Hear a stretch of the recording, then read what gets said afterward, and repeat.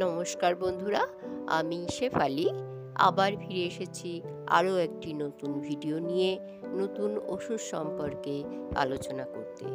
আমি আপনাদের জন্য ওষুধ সংক্রান্ত নতুন নতুন ভিডিও বানিয়ে থাকি।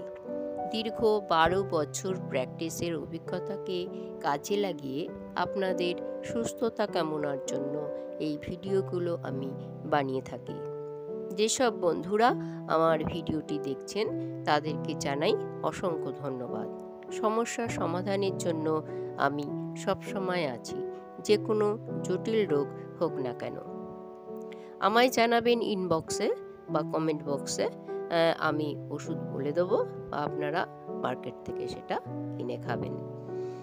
বন্ধুরা, আজ আমি যে দুর্দান্ত একটি টনিক নিয়ে আলোচনা করব। এই টনিকটি নিয়ে এর আগেও আমি একটি ভিডিও বানিয়েছি, তবুও কিছু বন্ধুর অনুরোধে আজ আবার এই টনিকটা নিয়ে আমি আলোচনায় বসেছি। হোমিও টনিকের সর্বশ্রেষ্ঠ টনিক বলতে পারেন। এটি কম বেশি মানুষ অনেকেই হয়তো এই টনিক সম্পর্কে জেনে থাকবেন। এর নাম আলফালফা। তবে আমি আরও একটু বিস্তারিত এই টনিকটা সম্পর্কে জানাবো। এই টনিকটাতে বিভিন্ন রকমের টিনচার জাতীয় ওষুধ মেলানো থাকে, যেমন অ্যাভেনা স্যাটাইভা, নেট্রাম, তারপরে ক্যালকেরিয়া ফসফেটিকা, ক্যালিফস, ম্যাগনেসিয়াম ফসফেটিকা, সিঙ্কোনা, এইসব জাতীয় টিনচার জাতীয় ওষুধ মেলানো থাকে। তাই এটি খুব শক্তিশালী ওষুধ।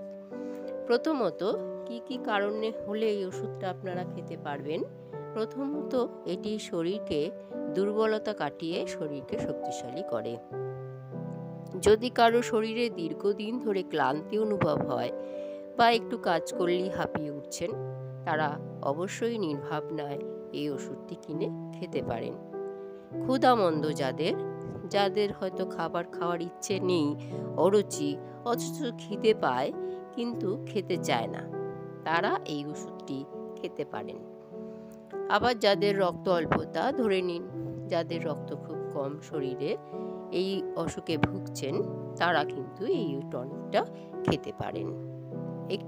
একটি ফাইল খেলে হবে না, এটিতে আপনাকে 3 থেকে 4টে ফাইল খেতে হবে।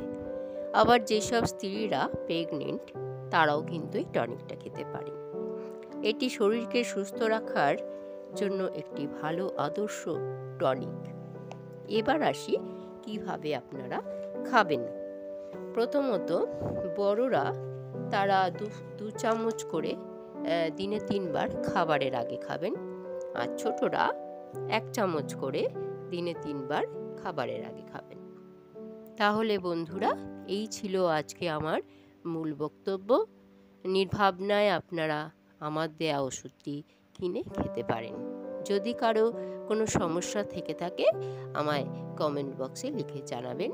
আমি ওষুধের নাম বলে দেবো, কোন সময় খাবেন, কখন খাবেন, কিভাবে খাবেন, সব বৃত্তান্ত আমি বলে দেবো।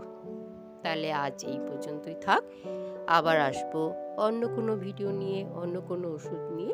ততক্ষণে ভালো থাকুন, সুস্থ থাকুন। নমস্কার।